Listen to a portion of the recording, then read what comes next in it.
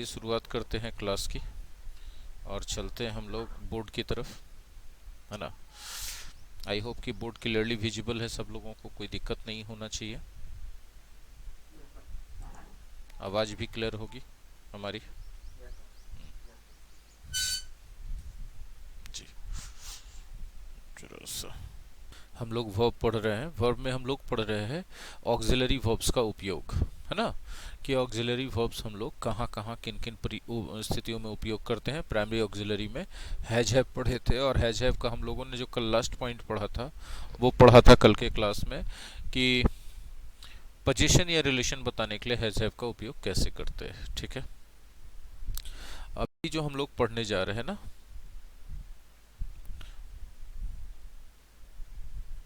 वो देखिएगा। हैव का उपयोग हम लोग जो पढ़ने जा रहे हैं खाने या पीने के अर्थ में, खाने पीने के अर्थ में इसका उपयोग हम लोग करेंगे। ठीक है, अब यहाँ पर कुछ एग्जाम्पल्स हम लिख रहे हैं। Have breakfast, have lunch, have dinner,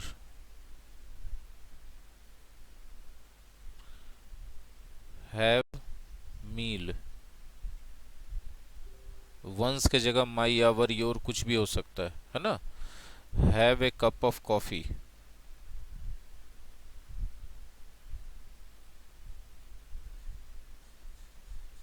have tea, have some cold drink, etc कर देते हैं। अब देख रहे हैं इतना सारा एग्जाम्पल हमने लिखा, इस सारे एग्जाम्पल्स में हैव का अर्थ या तो खाना या तो पीना आ रहा है। अब ठीक है, दो सेंटेंसेस हम लिखते हैं, आपको बताना है कि दो सेंटेंसेस में से कौन सही है और कौन गलत है। ठीक है, आई एम हैविंग फीवर, ठीक है, और आई एम हैविंग ब्रेकफास्ट। दोनों में से कौन सही है? दो सेंटेंसेस हमने लिखा है। देखिएगा ऊपर वाले सेंटेंस में जो हमने लिखा है आई एम हैविंग फीवर, ये नीचे वाला सेंटेंस खाना के अर्थ में उपयोग हो रहा है। तो नीचे वाला खाना के अर्थ में जब उपयोग हो रहा है तभी किसी भी टेंस में हो रहा है, लेकिन ऊपर वाला पोजीशन बता रहा है। ठीक है, तब इसको कंटिन्यूअस टेंस में उपयोग करना गलत होगा। इसको कंटिन्यूअस टेंस में उपयोग करना बिल्कुल गलत होगा। ठीक है, याद रखिएगा। कोई भी सेंटेंस से यदि हैव से अधिकार्य संबंध पता चला हो और उसको कंटिन्यूअस टेंस में लिख दिया गया है तो वो गलत है। She is having 2 brothers.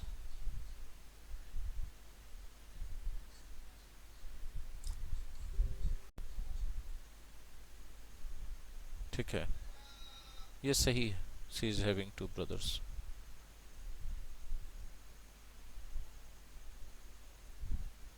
ठीक है, ये सही है।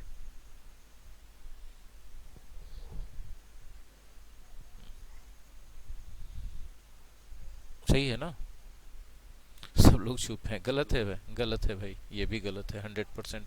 क्योंकि यहाँ भी क्या पता चल रहा है? पोजीशन पता चल रहा है ना। और जैसे ही पोजीशन पता चले आपको ध्यान देना है कि वहाँ पर आप कंटिन्यूअस टेंस का उपयोग नहीं कर सकते हैं हैव वर्ब का, ये गलत हो जाएगा। तो सही क्या होगा भाई? शी हैज़ 2 ब्रदर्स, तब सही होगा। ठीक है, उसी तरह जब ऊपर वाला में भी एम हैविंग गलत है तो उसके जगह सही क्या होगा? होगा हैव, आई हैव फीवर। तो इस चीज़ का ख्याल रखेंगे। आपको हम बता दें कि इसके अलावा हैव का बहुत सारा उपयोग होता है जिसमें हैव को हम लोग यूज़ करते हैं अलग अलग अर्थों में। जैसे have a look at something, something को एक झलक देखना, have a word with somebody, किसी के साथ इम्पोर्टेंट बात करना, ठीक है। बीच में 10-5 मिनट के लिए हो सकता है कि हमको क्लास रुकना पड़े, पॉज करेंगे, हटेंगे, क्योंकि मेरी बहन आई हुई थी, वो जा रही हैं, तो बस 5-10 मिनट लगेगा, विदाई देके हम चले आएंगे, ठीक है। वापस हैव, 1 मिनट में हम आ ही रहे बोल के, तब आ जाइए। नहीं, कुछ नहीं। Have a word with somebody मतलब समबडी के साथ बातचीत करना, ठीक है। Have a nice time, have a good time मतलब अच्छा समय चलना, हैव ए बैड टाइम बुरा समय चलना, ठीक है। या हैव ए टफ टाइम भी बोल सकते हैं, किसी का समय बुरा चलता है, he is having a bad time, A tough time, ठीक है। तो ये सब फ्रेजेस हैं जहाँ पर हैव का उपयोग, इन सभी फ्रेजेस में हैव का उपयोग मेन वर्ब के रूप में किया जा रहा है, ठीक है। इन सभी फ्रेजेस में आवाज क्लियर है ना, उम्मीद करते हैं, ठीक है। आगे अब हम लोग पढ़ेंगे यूजेस ऑफ डू वर्ब का उपयोग कैसे करते हैं, है ना, ठीक है। बहुत आसान है सीखना, कोई कठिन नहीं है, ठीक है। डू या डज का यूज हमेशा V1 के साथ,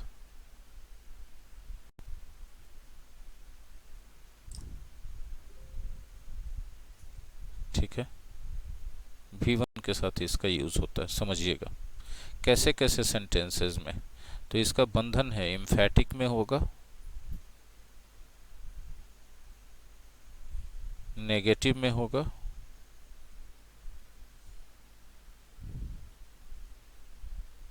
इंटेरोगेटिव में होगा, बस 3 तरह के वाक्यों में होगा, गौर से समझिएगा। तीनों तरह के वाक्यों का हम उदाहरण दे देते हैं, लेकिन उससे पहले ये बताना जरूरी है कि डू कहाँ यूज होगा और डज कहाँ यूज होगा, किसके सब्जेक्ट के साथ। तो डज का यूज होता ही शी, इट, सिंगुलर नाउन के साथ, मतलब ये सब जब सब्जेक्ट रहेंगे तब डज का यूज कीजिएगा, ठीक है। और डू का यूज कहाँ होता है, डू का यूज करते समय ध्यान रखिएगा कि सब्जेक्ट के तौर पे आई हो, वी हो, यू हो, दे हो, या कोई प्लूरल नाउन हो, ठीक है, उसके साथ हम लोग यूज करते हैं। तीसरा बात आपको ख्याल रखना है कि ये सब जो टेंस हमने लिखा, ये सब जो सेंटेंस हमने लिखा है, ये सब सेंटेंस प्रेजेंट इंडेफिनिट का ही रहना चाहिए, तभी आप उपयोग करेंगे डू डज का, ठीक है ना।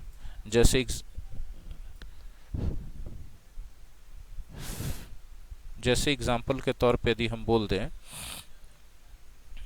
कि वह सच तो बोलता ही है, तो बोलता ही है, इस वाक्य में गौर कीजिएगा कि ता है ती है रहने पर प्रेजेंट इंडेफिनिट होता है, और तो और ही लगा के सेंटेंस को एम्फैटिक बना दिया हमने, प्रेजेंट इंडेफिनिट एम्फैटिक हो गया, है ना। तब इसका ट्रांसलेशन क्या बनेगा भाई, इसका ट्रांसलेशन बनेगा he does speak, he does speak the truth, he does speak the truth। I hope कि आपको समझ में आया होगा। एक नेगेटिव वाक्य लेते हैं, ठीक है। मैं शराब नहीं पीता हूं, मैं शराब नहीं पीता हूं, ठीक है। ताहू ती हूं प्रेजेंट इंडेफिनिट, तो इसका ट्रांसलेशन क्या बनेगा, आई डोंट, अलग अलग डू नॉट करके भी लिख सकते हैं, ड्रिंक, ड्रिंक के बाद आप वाइन लगाएं तो भी सही, ना लिखें तो भी सही, उतना से भी पता चल जाएगा। क्या वे लोग मेहनत करते हैं, मेहनत करते हैं, ठीक है। Do they work hard.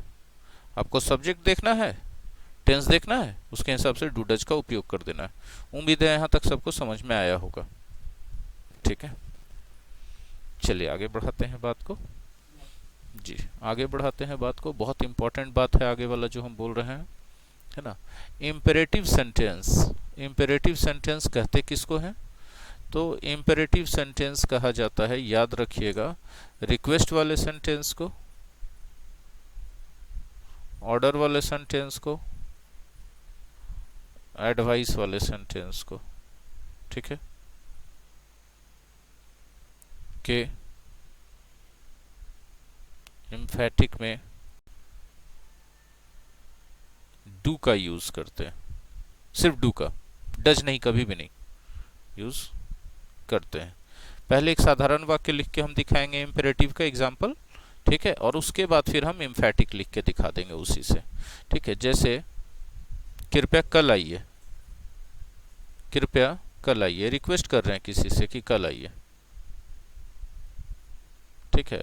तो इसका अंग्रेजी क्या बनेगा? Please come tomorrow, please come tomorrow, full stop.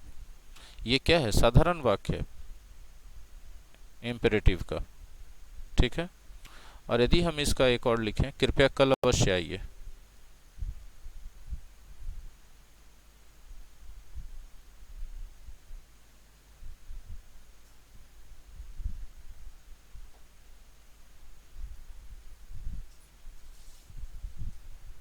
ठीक है। तो ये जो अवश्य आ गया ना, इसके लिए थोड़ा परिवर्तन करना पड़ेगा, प्लीज डू लगाना पड़ेगा, डू कम टुमारो, ठीक है। ये एम्फेटिक बन गया, याद रखिएगा। तो बहुत सिंपल है। अब आते हैं डिड का उपयोग। ये सब जितना जगह हम बता रहे हैं वहां पे डू डज जो है ऑक्सिलरी वर्ब है। अब जरा देखिएगा जो हम अगला पॉइंट बता रहे हैं, ठीक है, बहुत इंपॉर्टेंट है अगला पॉइंट भी हमारा। पास्ट इंडेफिनिट के एम्फेटिक, नेगेटिव और इंटरोगेटिव में डिड का यूज V1 के साथ, कोई भी सब्जेक्ट रहे सब जगह डिड होगा, इसमें कोई बंधन नहीं, क्योंकि एक ही है ही पास्ट के लिए डिड। अब जब एग्जाम्पल हम बोलेंगे तब आपको स्पष्ट बातें समझ में आएंगी, ठीक है। हम हिंदी नहीं लिख रहे हैं, पहले पहले अंग्रेजी लिख रहे हैं, ठीक है। I did not harm anyone, ठीक है। शी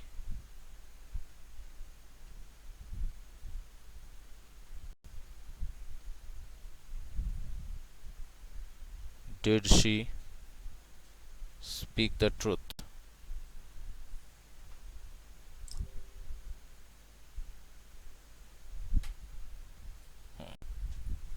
एक एम्फेटिक ले लेते हैं, they did tell a lie,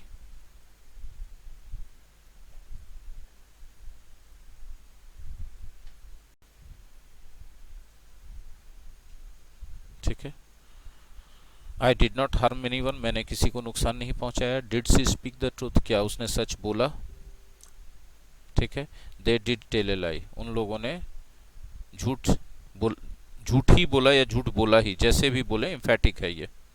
आप देखिए हम सबका तीनों का कैटेगराइजेशन कर दें आपको, कि आपका पहला सेंटेंस नेगेटिव है पास्ट का, दूसरा इंटरोगेटिव है और तीसरा एम्फेटिक है, ठीक है। सब जगह डिड का उपयोग हुआ और डिड के साथ देखिए V1 का उपयोग हुआ, डिड के साथ V1 लगा, चूंकि नेगेटिव है इसलिए नॉट भी लगेगा। उम्मीद है इतना सरल चीज आराम से समझ में आ गया होगा। अभी तक आपने जो देखा डू डज डिड के बारे में, वो देखा आप उसको ऑक्सिलरी वर्ब के रूप में देख रहे थे। अब हम लोग जो आगे सीखेंगे वो डू का उपयोग हम लोग सीखेंगे मेन वर्ब के रूप में। डू का यूज मेन वर्ब के रूप में, मेन वर्ब के रूप में। ठीक है, याद रखिएगा डू मेन वर्ब के रूप में होता है करना। इसका अर्थ क्या होता है? करना। ठीक है, इसका V1 V2 V3 भी जान लेना चाहिए। V1 V2 V3 V4, कोई भी वर्ब मेन वर्ब जैसे ही बनेगा उसका 5 फॉर्म हो जाएगा।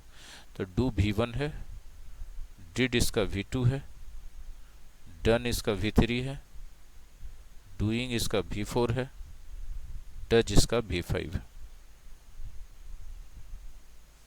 ठीक है, याद रखिएगा ऐसे होता है। अब जरा हम लोग यदि बात करते हैं, ठीक है, तो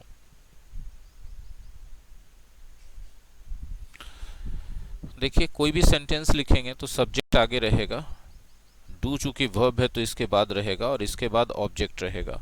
और यहाँ पर जो आपका डू है वो टेंस के अकॉर्डिंग चल रहा होगा, वो टेंस के अकॉर्डिंग ही चल रहा होगा। और जो यहाँ ये जो आप ऑब्जेक्ट देख रहे हैं ना, इस ऑब्जेक्ट के रूप में फिक्स्ड कुछ चीजें ही होंगी, या तो इट होगा, या तो द वर्क होगा, फिक्स्ड है इतना ही चीज में से होगा, या तो एवरीथिंग होगा, या समथिंग होगा, या तो नथिंग होगा, हो गया बस, या फिर एनीथिंग होगा।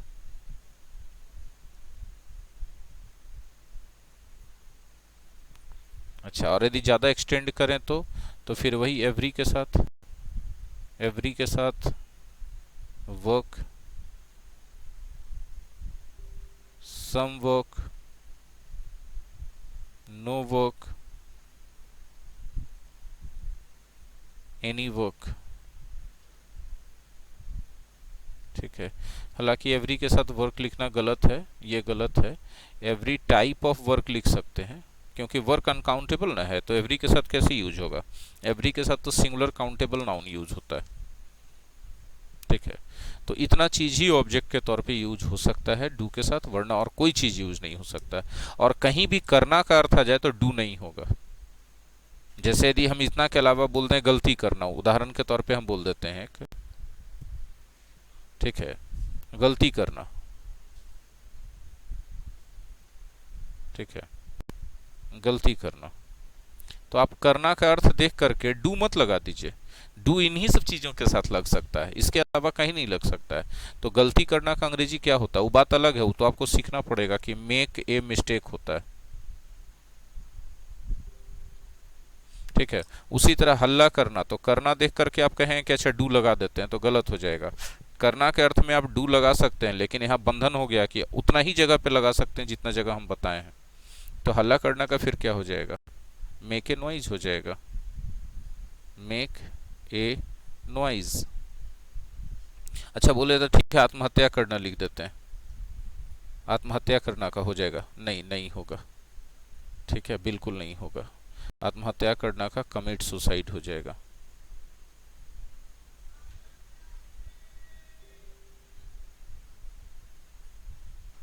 ठीक है, कमिट सुसाइड। फिर उसी तरह से हम यदि ले लेते हैं अपराध करना,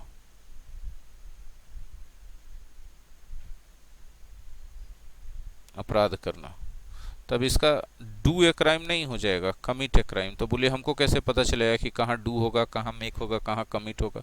देखिए बाकी का तो नहीं पता, लेकिन डू का तो हम बता दिए कि आपको यही सब जगह पर डू होगा, जहाँ जहाँ ऑब्जेक्ट ये है। हर कुछ करना, कुछ नहीं करना, सब कुछ भी कर देना, कोई काम करना, कोई काम नहीं करना, कोई भी काम कर देना, काम करना, यह करना, तो ये सब शब्दों के साथ ही करना के लिए अंग्रेजी डू चलता है।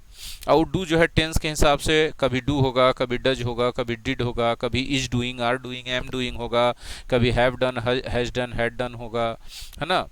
तो have been doing, has been doing, कुछ भी टेंस के हिसाब से। बाकी सब जगहों का कोई गारंटी नहीं है, ठीक है, कि कहाँ पर करना का मेक होगा, कहाँ पर करना का कमिट होगा। ये फ्रेज बाय फ्रेज आपको याद करना पड़ेगा। जो फ्रेज सामने आ गया उसको याद कर लीजिए कि अच्छा, अपराध करना में मेक ए क्राइम नहीं होता है, कमिट ए क्राइम होता है। आत्महत्या करना में कमिट ए सुसाइड होता है।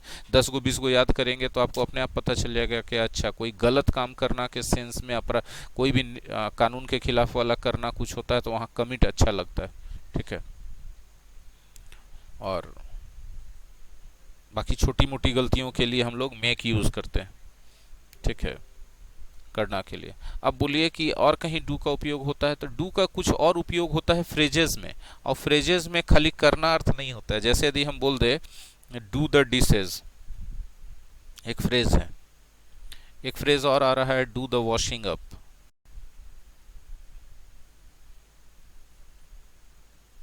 फिर एक फ्रेज आ रहा है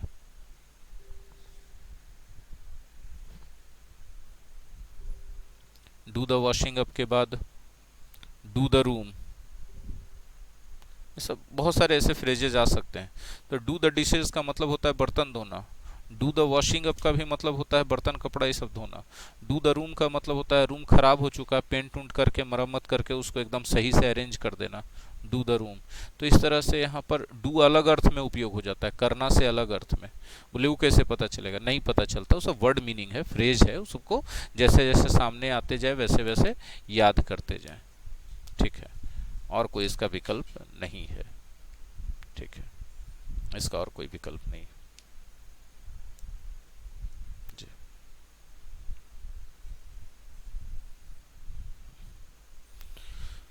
डू के बारे में भी हमने सारी बातें आपको बता दी। यानी प्राइमरी ऑक्सिलरी वर्ब का 3 सेगमेंट था, तीनों सेगमेंट हमने आपको सिखा दिया। अब आगे हम चलते हैं, अब हम लोग पढ़ेंगे मॉडल ऑक्सिलरी वर्ब के बारे में या मॉडल्स के बारे में, ठीक है, ठीक है। अब हम लोग मॉडल्स के बारे में पढ़ेंगे। मॉडल्स के बारे में जो पहली बात है कि इनकी कुल संख्या 13 है। ये हम लोग इसके परिचय में पढ़ चुके थे। इसके बारे में ये भी जानना चाहेंगे कि 13 कौन कौन है। तो कैन है, कुड है, मे है, माइट है, शैल है, शुड है, विल है, वुड है, यूज्ड टू है, आउट टू है, नीड नॉट है, डेयर नॉट है, मस्ट है, कुछ छूटा क्या? 2 2 4 2 6 2 8 9 10 11 12 13 हो गया।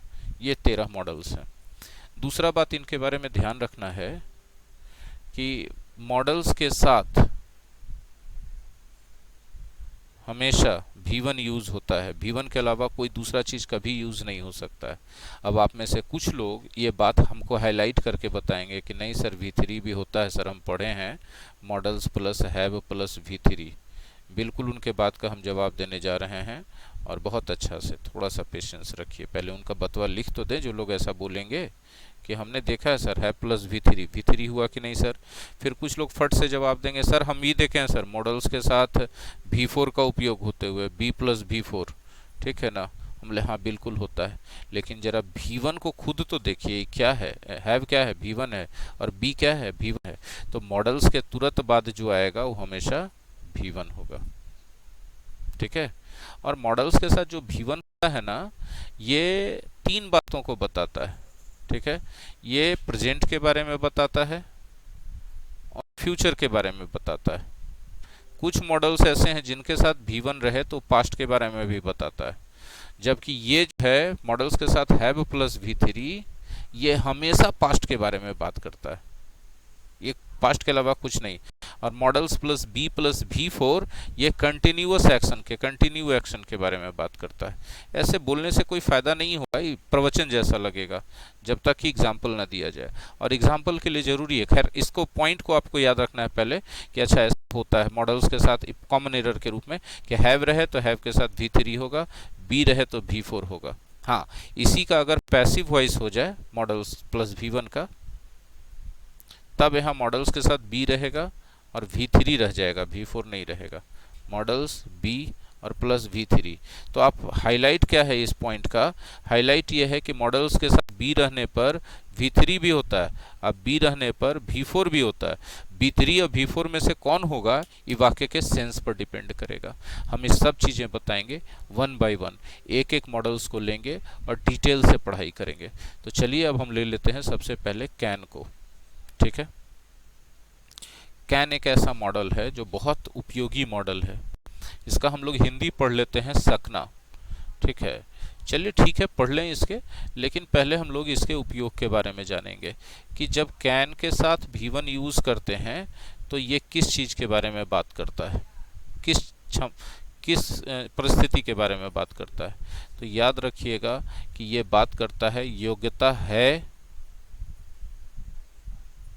या क्षमता है के बारे में। बस एक ही एक परिस्थिति है जिसके बारे में ये बात करता है। अब योग्यता है और क्षमता है का परिस्थिति आप हिंदी में चाहे जैसे व्यक्त कर दें। कैसे कैसे व्यक्त कर सकते हैं, जैसे उदाहरण देखिए हिंदी में कितने तरीके से इस बात को व्यक्त कर सकते हैं। तो सबसे पहला तरीका है कि मैं अंग्रेजी बोल सकता हूं। मैं अंग्रेजी बोल सकता हूं, यह योग्यता या क्षमता को बताता है। ठीक है, एक बहुत इससे भी ज्यादा प्रचलित है, मुझे अंग्रेजी बोलना आता है। मुझे, क्या इससे योग्यता या क्षमता पता चलता है कि नहीं? पता चलता है। ठीक है, आप लोग चुप हैं, इसका मतलब हम समझ रहे हैं कि आप लोग समझ रहे हैं। ठीक है, मुझे अंग्रेजी बोलना आता है। इसके अलावा बोल सकते हैं मुझे अंग्रेजी बोलने की योग्यता है। मुझे अंग्रेजी बोलने की योग्यता है, की योग्यता है। ठीक है, या फिर मैं अंग्रेजी बोलने के योग्य हूं। मैं अंग्रेजी बोलने के योग्य हूं।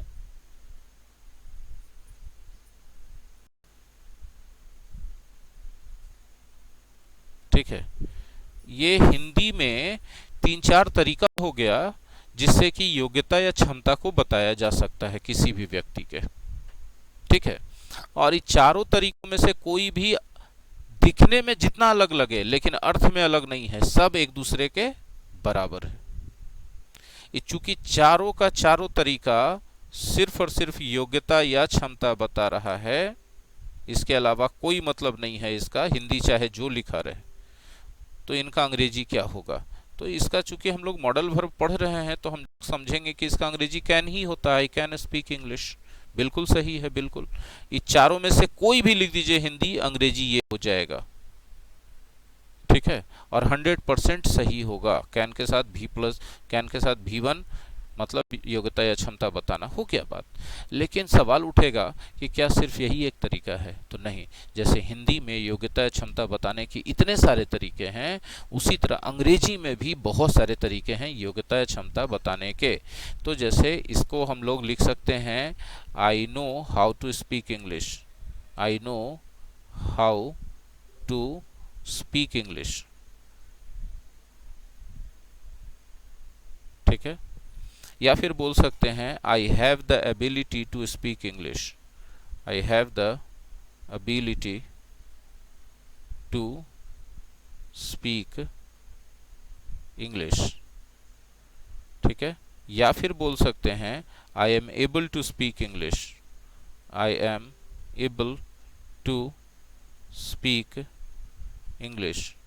जरा देखिएगा जो हमने लिखा शब्दार्थ के हिसाब से एक के लिए एक फिट बैठ रहा है। जैसे मैं अंग्रेजी बोल सकता हूं तो इसके लिए फिट बैठ रहा है आई कैन स्पीक इंग्लिश। मुझे अंग्रेजी बोलना आता है, इसके लिए शब्दार्थ मतलब जो शब्द हिंदी में है वही शब्द अंग्रेजी में खोजें, तो शब्दार्थ के हिसाब से I know how to speak English.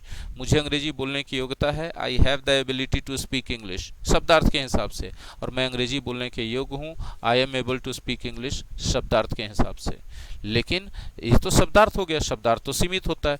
लेकिन अगर आप अच्छे लेवल पे चले जाएं और आप ये ऐसा समझें कि हमको सेंस फॉलो करना है, तो चारों में से किसी भी हिंदी का चारों में से कोई भी अंग्रेजी लिख दीजिए, कोई फर्क नहीं पड़ता है।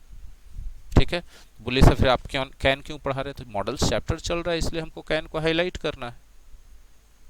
ठीक है, आई होप कि ये पॉइंट समझ में आ गया होगा सब लोगों को। चलिए जी, दिमाग पर हाँ वही हिंदी अंग्रेजी वाला समस्या हो रहा है कि कैसे हो जाएगा, है ना।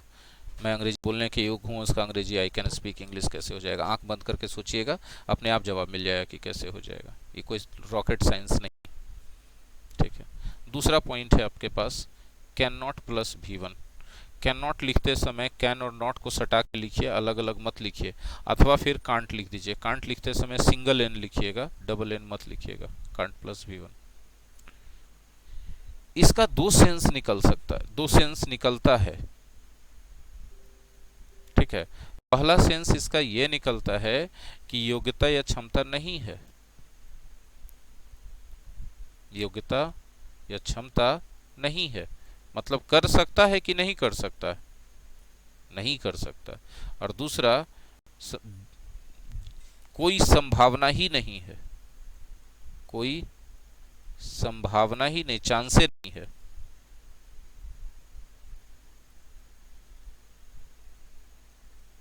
ठीक है, ये दो परिस्थितियों को बताता है। आप पूछेंगे कैसे हमको पता चलेगा? सेंटेंस के सेंस और सिचुएशन से पता चलेगा कि कहाँ योग्यता बता रहा है, कहाँ क्षमता बता रहा है।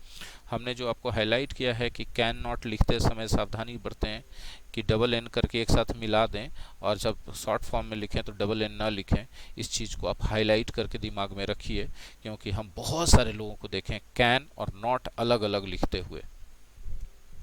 ठीक है, डिस्क्रिप्टिव में इसके लिए नंबर कट सकता है आपका, अच्छे टीचर के हाथ में कॉपी जाएगा तो। ठीक है, अब जैसे मैंने हिंदी में बोला था कि मैं अंग्रेजी बोल सकता हूँ, मुझे अंग्रेजी बोलना आता है, मुझे अंग्रेजी बोलने की योग्यता है, मैं अंग्रेजी बोलने के योग्य हूँ, ये सब सेंटेंस बताता है कि योग्यता है या क्षमता है, काबिलियत है। लेकिन अगर हम बोल दें कि योग्यता नहीं है, क्षमता नहीं है, काबिलियत नहीं है, सलाहियत नहीं है, तब हम क्या बोलेंगे? मैं अंग्रेजी नहीं बोल सकता हूँ, मुझे अंग्रेजी बोलना नहीं आता है, या मुझे अंग्रेजी बोलने की योग्यता नहीं है, या मैं अंग्रेजी बोलने के योग्य नहीं हूँ। सब में नहीं जोड़ना पड़ेगा। तब फिर उस चारों में से जो भी चाहें उसका अंग्रेजी एक ही हो सकता है, आई कैन नॉट स्पीक इंग्लिश। बोले सर दूसरा तरीका से नहीं बना सकते? बिल्कुल बना सकते हैं। किसने रोक दिया? आई कैन नॉट स्पीक इंग्लिश। ठीक है, जब हम ऐसा बना सकते हैं तो हम ये भी तो बना सकते हैं ना, I don't know how to speak English. ठीक है, I don't know how to speak English. या फिर हम ऐसा बना सकते हैं ना कि I don't have the ability to speak English. I don't have the ability to speak English. या फिर I am not able to speak English. I am not able to speak English. Not लगा के चारों में से कोई भी बना दीजिए, तो अंग्रेजी चारों में से किसी भी हिंदी के लिए उपयोग किया जा सकता है। अगर आप शब्दार्थ के पागलपन के हद तक दीवाने नहीं हैं तो, अगर आप एकदम क्रेजी हैं कि नहीं हमको हूबहू शब्द अंग्रेजी में मिलना चाहिए, तो फिर जो आप सामने सामने हमने लिख दिया बस वैसे बना दीजिए। लेकिन फंसिएगा आगे चल के, एकदम गारंटी बोलते हैं, जो कठिन सेंटेंस आ जाएगा। कोई संभावना ही नहीं है। यदि हम बोलना चाहें एग्जाम्पल के तौर पे कि आज वर्षा नहीं हो सकती है,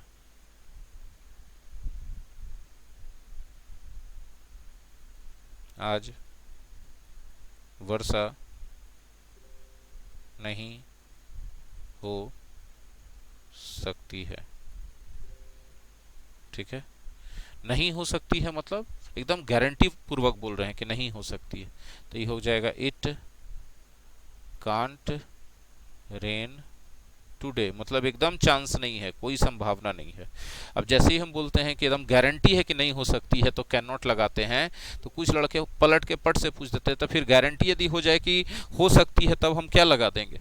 तब क्या हम लगा देंगे? कैन लगा देंगे? तो नहीं लगेगा कैन। क्यों नहीं लगेगा? समझिए मेरी बात। क्योंकि जब आप बोलते हैं गारंटी है तो आप क्या कहना चाहते हैं? सोच के देखिए अपने दिमाग में कि वर्षा हो सकती है से गारंटी है कि वर्षा होगी से गारंटी है? वर्षा होगी से गारंटी है। तो जब गारंटी देना रहता है तो विल में चले जाते हैं, कैन में नहीं रहते हैं। और नहीं होने का गारंटी है तो नहीं हो सकती है, किसी कीमत पे नहीं हो सकती है, ये गारंटी हो गया, तो वहां कैन नॉट लगता है जब ये सेंस या ये फीलिंग आता है। तो उम्मीद है कि आप समझ पा रहे होंगे। ठीक है, आपकी खामोशी को हम समझने के लिए हाँ मान के चलते हैं, क्योंकि जब आप पूछेंगे ही नहीं तो हमको तो यही पता चलेगा कि आप समझ रहे हैं। ठीक है। अब कैन का प्रश्नवाचक रहे, कैन का इंटेरोगेटिव सेंटेंस रहे, तब उससे क्या होगा? उससे दो बातें होंगी। ठीक है। पहला तो कि क्या योग्यता है, या क्या क्षमता है, ये सवाल पूछा जा रहा है। क्षमता है ये पूछा जा रहा है। ठीक है। और दूसरा, क्या कोई संभावना है? कोई संभावना है मतलब थोड़ा सा भी चांस है क्या?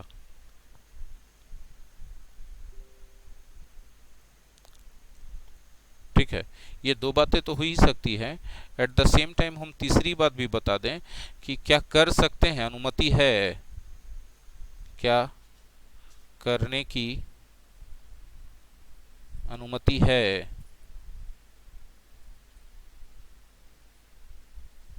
यह भी पूछा जाता है। तीन तीन परिस्थितियों के लिए कैन का इंट्रोगेटिव यूज किया जाता है। ठीक है। हम दावे के साथ कह सकते हैं कि आप कैन पढ़े होंगे, लेकिन ऐसे अफर्मेटिव, नेगेटिव, इंट्रोगेटिव को अलग अलग करके कभी नहीं पढ़े होंगे। ठीक है। तो एग्जाम्पल लेते हैं हम लोग। ठीक है। क्या आप अंग्रेजी बोल सकते हैं?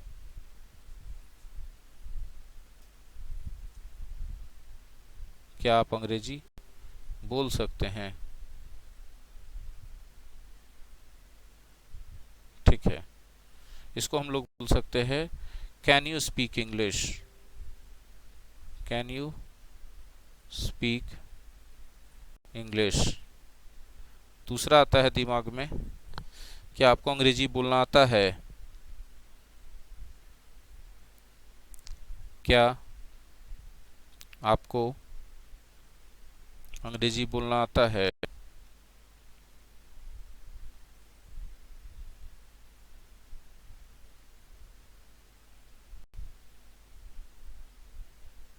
ठीक है। Do you know how to speak English, do you know how to speak English. ठीक है। क्या आपको अंग्रेजी बोलने की योग्यता है?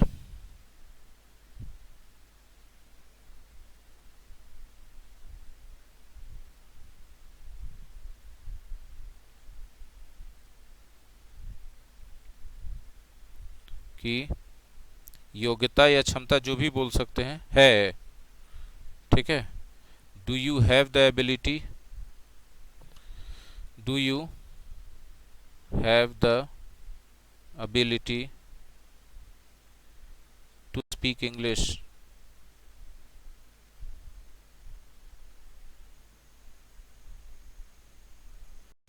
ठीक है। क्या आप अंग्रेजी बोलने के योग्य हैं?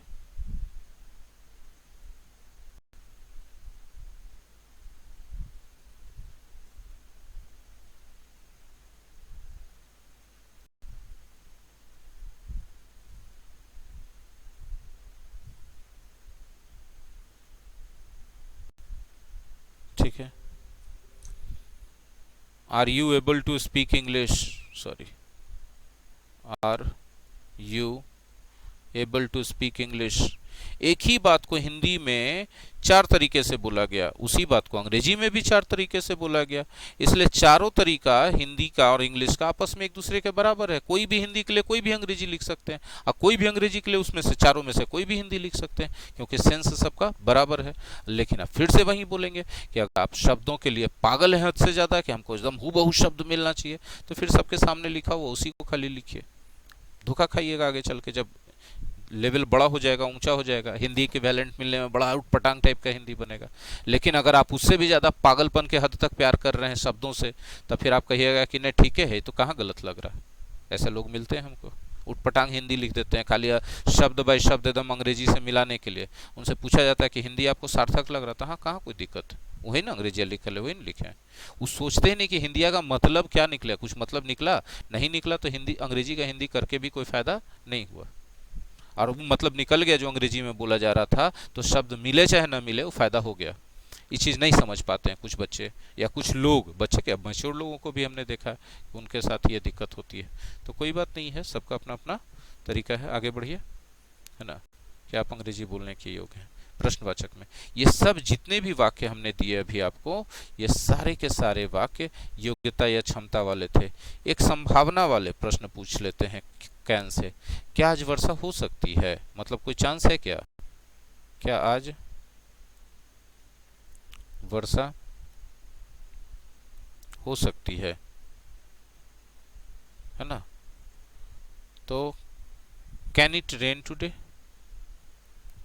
Can it rain today. अब यहाँ पर एक पॉइंट आता है कि बहुत सारे बचपन से बच्चे पढ़े हुए हैं, एकदम ऐसा नहीं है कि एकदम कुछ नहीं जानते हैं अंग्रेजी, बहुत कुछ जानते हैं इसमें से अंग्रेजी। तब वो पूछेंगे कि हम तो मे मतलब संभावना पढ़े थे, तो हम यहाँ मे लगा सकते हैं कि नहीं। मे संभावना बताने के लिए लगा सकते हैं, पूछने के लिए नहीं लगा सकते हैं। पूछने के लिए जैसे ही मे लिखिएगा ये गलत मान लिया जाएगा, ठीक है। पूछने के लिए जैसे ही मैं लिखिएगा गलत मान लीजिएगा। संभावना पूछने के लिए कि संभावना है कि नहीं है, कैन का ही यूज किया जाता है। ये बारीकियां आप नहीं पढ़े हैं और इसमें मेरा कोई दोष नहीं है, आपको बारीकियां नहीं पढ़ाई गई हैं। दूसरा गलती है कि आपको जो पढ़ाया गया आप उसी को अल्टीमेट मान के चल रहे हैं कि उसके आगे नहीं होगा, तो ये भी अब मेरा गलती नहीं है भाई, मेरा काम है पढ़ाना, हम पढ़ा रहे हैं पूरा विस्तार से। लेकिन कोई ऐसा विस्तार नहीं है जो आपके लिए उपयोगी नहीं है, एग्जाम के लिए और दैनिक बोलचाल दोनों के लिए उपयोगी है जो हम पढ़ा रहे हैं। कि आज वर्षा हो सकती है, कैन इट रेन टुडे, ना कि मे इट रेन टुडे। अच्छा, अब आप इसमें से जवाब देंगे कि हाँ हो सकती है, तो इट कैन नहीं बोलेंगे, फिर हो सकती है में इट मे बोलेंगे, ठीक है। मैं इसके बाद ही पढ़ाने वाले हैं, कैन के बाद ही ये वाला पॉइंट फिर से आएगा कि आज वर्षा हो सकती है वाला, ठीक है। तो अगर आपसे कोई पूछ दे कि कैन इट रेन टुडे, तो यस इट कैन गलत हो गया। वो सामने वाला आपको गलत बोले चाहे नहीं बोले, ग्रामेटिकली गलत है, एग्जाम में नंबर कटेगा ही कटेगा इसका। तो इसके जगह बोलना चाहिए यस इट मे। अच्छा, आपको लग रहा है दो बार, ये तो हो गया। आपको लग रहा है कि नहीं भी हो सकता है, तो इट मे नॉट। गारंटी लग रहा है कि ना बिल्कुल नहीं हो सकता है, एकदम आसमान साफ है, कहाँ कुछ है, कैसे वर्षा हो सकता है, तब आप बोलेंगे no it can not. It can not का मतलब एकदम चांस नहीं है, इट मे नॉट का मतलब नहीं भी हो सकता है, चांस लग रहा है कि नहीं है होगा।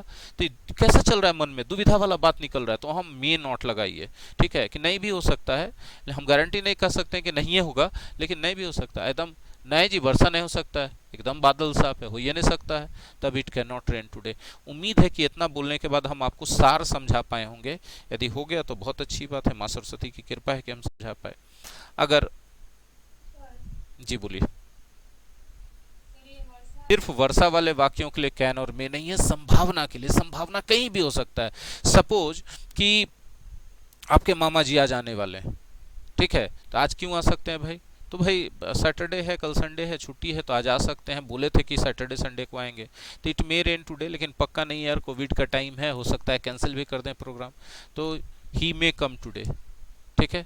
नहीं भी आ सकते हैं, ही मे नॉट कम टुडे, नहीं आ सकते हैं अभी, उनके काम बहुत है, वो नहीं आ सकते हैं, नहीं आ सकते, उनको बहुत काम है अभी वहां पर। He can not come today, नहीं आ सकते मतलब एकदम फुल गारंटी हो गया नहीं आने का, ठीक है। क्या आप अकेले आंध्र प्रदेश जा सकते हैं, can you go to Andhra Pradesh alone. यहाँ पर अब क्षमता के बारे में पूछा जा रहा है, तो आप बोलेंगे हाँ हम जा सकते हैं, यस आई कैन गो। यहाँ आई कैन गो से संभावना नहीं है, क्षमता है कि आप में क्षमता है जाने का। या फिर बोलते नहीं नहीं हम अकेले नहीं जा सकते, no I can not go. तो ये थोड़ा दिमाग लगाना पड़ता है, इसका कोई विकल्प दूसरा नहीं। आई होप कि क्लियर हुआ होगा जो आप पूछे होंगे। चलिए आगे हम बढ़ाते हैं बात। हम बारीकियां बहुत है अंग्रेजी में, आप जो बोल रहे हैं हम नहीं बोल रहे हैं कि आप गलत ही बोल रहे हैं, लेकिन बहुत बारीकियां हैं जो आप ध्यान नहीं दे रहे हैं, उन बारीकियों से चले तो बहुत गलती निकल जाता है एक लैंग्वेज में। तो बोले सर बोलते समय इतना बारीकी का ध्यान रखना है, मॉडल्स जो पढ़ा रहे हैं मॉडल्स के बारीकी का ध्यान रखना जरूरी है बोलते समय, टेंस के बारीकी का ध्यान रखना जरूरी है बोलते समय, सब्जेक्ट वर्ब एग्रीमेंट के बारीकी का ध्यान रखना जरूरी है बोलते समय।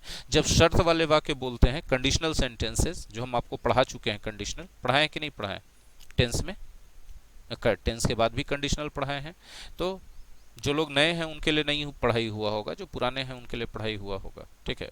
तो कंडीशनल सेंटेंसेस पढ़ाई हुई है, कंडीशनल में है, तो कंडीशनल का भी बारीकी ध्यान रखना जरूरी है।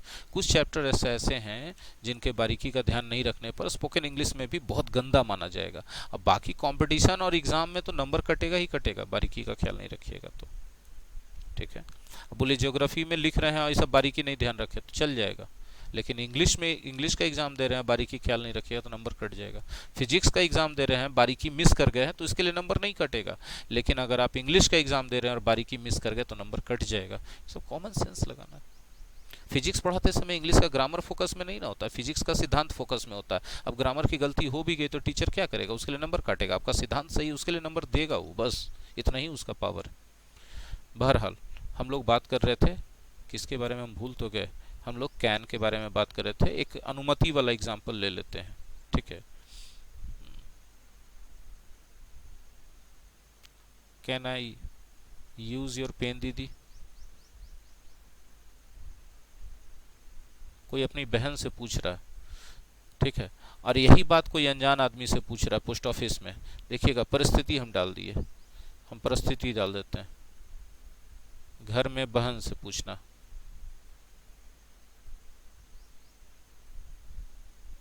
पूछना मतलब अनुमति लेना, ठीक है। और यही बात हम बोल रहे हैं किसी अनजान आदमी से पूछना, किसी अनजान आदमी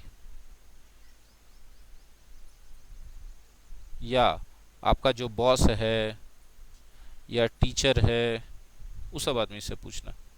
तो क्या फ़र्क पड़ेगा, दीदी से पूछते हैं तो उतना फॉर्मेलिटी नहीं करते, बाकी अनजान आदमी से पूछते हैं, बॉस से पूछते हैं, टीचर से पूछते हैं तो बड़ा शिष्टाचार इस सब का पालन करते हुए बात करना होता है। तरीका यही समाज का ऐसे ही चल रहा है, ठीक है।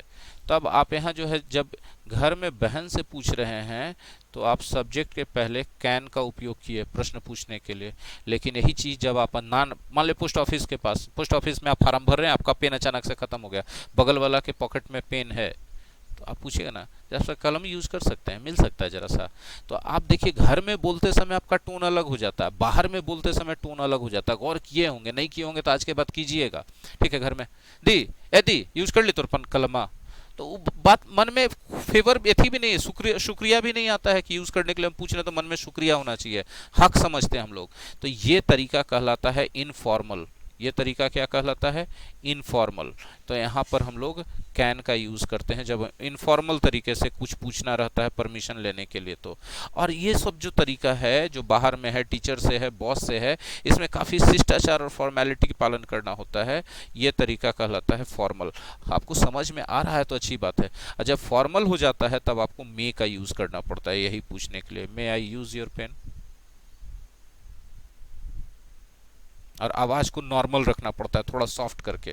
तो ये सब चीज़ जो है ना बोलचाल की अंग्रेजी का एक कम्युनिकेशन स्किल कहा जाता है। ऐसे नहीं पूछ सकते हैं मे आई यूज़ योर पेन, नहीं। ये दीदी से पूछ सकते हैं कैन आई यूज़ पेन दीदी, ये टोन जाएगा दीदी के साथ बात करते समय, भैया के साथ बात कर, मतलब जिससे या गहरा दोस्त है, can I use your pen रे छोटा, तो, अरे कमीना रे can I use your pen. तो ये दो इनफॉर्मल तरीका हो गया। दोस्त को हम लोग कमीने से ही बुलाते हैं, कभी नाम लेके तो मतलब शायद है, ठीक है। लेकिन जाके आप जब आप बॉस से बात करते थे, सर क्या मैं आपका कलम यूज़ कर लूँ, आवाज़ कैसे नीचे चला जाता है। तो आप फॉर्मल होने की कोशिश करते हैं, तब वहाँ पर आप मी का यूज़ करते हैं। पता नहीं भगवान न जाने आप लोगों को ये सब चीज़ें पहले हाईलाइट करवाई गई हैं कि नहीं करवाई गई हैं, लेकिन नहीं करवाई गई तो इसमें हम दोषी नहीं हैं। हम पढ़ा रहे तो हम कराएंगे, मेरे अंदर जितना क्षमता हो सब हम बताएंगे, और जितना भी बताएंगे वो सब आपके एग्जाम्स के लिए और आपके दैनिक जीवन में अंग्रेजी के उपयोग के लिए उपयोगी चीज़ ही बताएंगे। विलियम शेक्सपियर वाला नहीं बताने जा रहे हैं जिसका आपके लाइफ में कोई उपयोग ना हो, बताएंगे ही नहीं चीज़, क्योंकि हमको विलियम शेक्सपियर नहीं बनाना है। लेकिन आप आए हैं तो इस कदर बना देना है कि हम अपने हर एक क्लास में ये बात सोचते हैं कि आज के क्लास में हम ये पढ़ाएंगे तो अगला बार बच्चा का ये गलती खत्म हो गया। अब वो गलती कर रहा तो उसका लापरवाही है, मेरे तरफ से खत्म हो गया उसका गलती, कि हमने वो गलती उसका रोक दिया, इन्फॉर्मेशन उसको दे दिया। तो ये उद्देश्य लेके हम पढ़ाते हैं हमेशा क्लास में। आई होप कि ये चीज़ें जो हम पढ़ा रहे हैं आपको समझ में आ गई। तो अभी हमने कैन का सामान्य वाक्य बताया, कैन का निगेटिव वाक्य कैसे कैसे उपयोग होता है बताया, फिर कैन का हमने इंट्रोगेटिव वाक्य भी आपको बता दिया कि इसका उपयोग कैसे कैसे करते हैं, 3 तरह का। अब कैन के कुछ और भी उपयोगी चीज़ें हैं, विशेष चीज़ें हैं जिनका उपयोग आज बता पाना संभव नहीं है, समय खत्म हो चला है और वोकेबलरी का समय हो चला है, इसलिए हम इसको यहीं पर रैप अप करेंगे और कैन के बाकी चीज़ों के लिए कल हम लोग मिलेंगे। धन्यवाद।